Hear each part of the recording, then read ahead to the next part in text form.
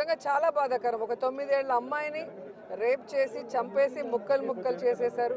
60 రోజులు అవుతున్న అమ్మాయి శవాన్ని కూడా ఇంతవరకు తీసుకురాలేకపోయారు. అసలు ఆ కుటుంబాన్ని పరామర్శించడానికి సీఎం గారు కానీ హోంమంత్రి గారు కానీ వెళ్ళలేదు అంటే కారణం ఏంటో నాకైతే అర్థం కాలేదు.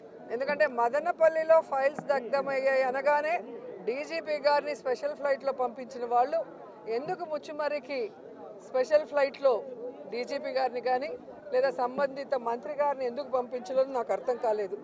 అలాగే నిన్న పేపర్లో చూశాను, గుడ్లవల్లేరు కాలేజీలో బాత్రూమ్స్లో హిడెన్ కెమెరాలు పెట్టారని పిల్లలు వచ్చి ఆడపిల్లలు చెప్తే అసలు అక్కడ ఏం జరగలేదని ఎస్పీ గారు చెప్పడం చాలా దురదృష్టకరం.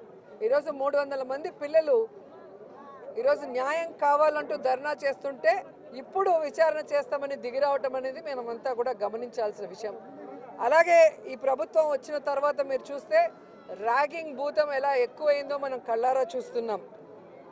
నారాయణ కాలేజీలో మెడికల్ విద్యార్థినిని ర్యాగింగ్ చేసి చంపేశారు. అలాగే కలికిరిలో జేఎన్టీయూలో విద్యార్థి ర్యాగింగ్ చేయడం వల్ల ఎలా ఆత్మహత్య చేసుకుందో గమనించాం.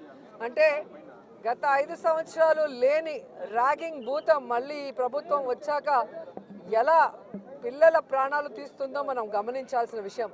నేను ఈ ప్రభుత్వానికి ఒకటే చెప్పగలను, రెడ్ బుక్ రాజ్యాంగం మీద పెట్టిన దృష్టి ఇంట్రెస్ట్ పక్కన పెట్టి ఆడపిల్లకి రక్షణ కల్పించడంలో గౌరవాన్ని కల్పించడంలో మీరు ముందుండాలని కూడా వాళ్ళని కోరుకుంటున్నాను.